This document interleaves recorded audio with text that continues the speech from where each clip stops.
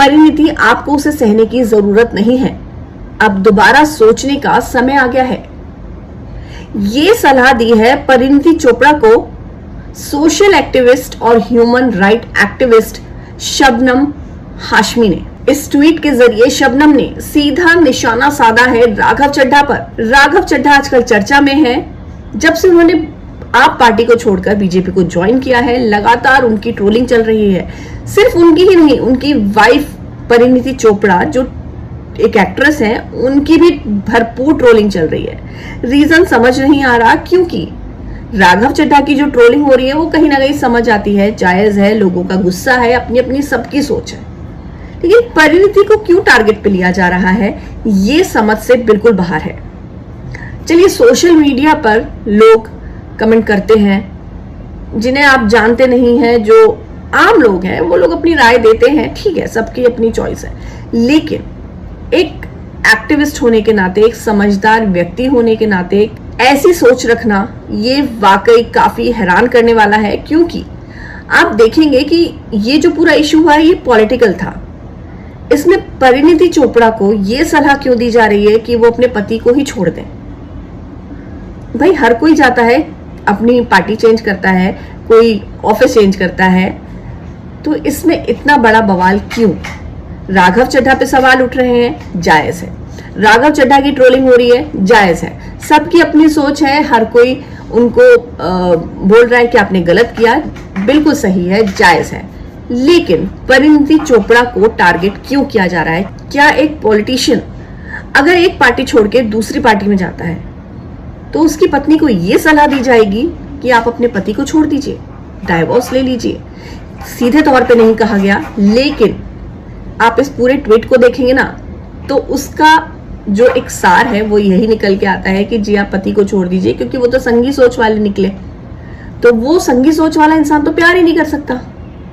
आप भी देखिए इस ट्वीट को। राघव चड्ढा पर मुझे कोई हैरानी नहीं है। परिणीति चोपड़ा, आपको उसे सहने की जरूरत नहीं है। जाहिर तौर पर आपने किसी पाला बदलने वाले संगी से शादी नहीं की है। आप या तो नफरत कर सकते हैं या प्यार। संगी सोच को मानने वाला इंसान प्यार कर ही नहीं सकता। शुभकामनाएं। अब दोबारा सोचने का समय आ गया है। आपको हैरानी होगी कि इस ट्वीट के बाद शबनम को भी काफी ट्रोलिंग का सामना करना पड़ रहा है।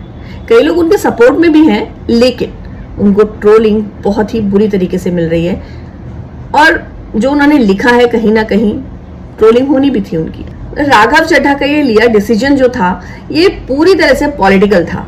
और परिणीति चोपड़ा को हमने कभी नहीं देखा कि वो बहुत ही पॉलिटिकली इन्वॉल्व हो या वो कभी कमेंट करती हो ऐसी चीजों पर, नहीं। तो उनको घसीटा जाना, उनको ये सलाह देना कि दोबारा सोचो भाई, उस आदमी को अब आपको सहने की जरूरत नहीं है। सीरियसली सहने की जरूरत नहीं है। क्या आपने उनकी प्रोफाइल नहीं देखी कि वो दोनों आपस में काफी खुश हैं? उनका एक छोटा बेबी है और वो पर्सनल लाइफ में बहुत खुश हैं। उनकी पर्सनल लाइफ को क्यों इतना इफेक्ट किया जा रहा है अगर उन्होंने कुछ अपना पॉलिटिकल डिसीजन लिया है तो? लेकिन सोशल मीडिया तो सोशल मीडिया है। कुछ लोग उनके साथ भी खड़े नजर आए, जो शबनम ने कहा उनको सपोर्ट करते नजर आए, तो वहीं बहुत से लोग ऐसे थे जो शबनम को सीधे तौर पे निशाना बना रहे हैं इस बात को बोलने के लिए।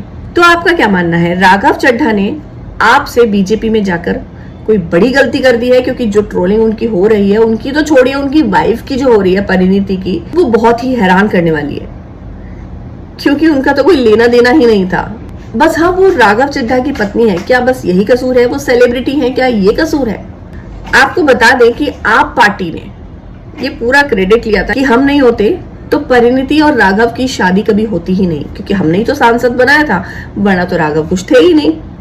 तो ये आम आदमी पार्टी के आरोप और साथ में प्रियंका चोपड़ा को किसने और क्यों घसीटा राघव चड्ढा और परिणीति के पूरे मामले में, ये जानने के लिए आप हमारे वीडियो को देख सकते हैं।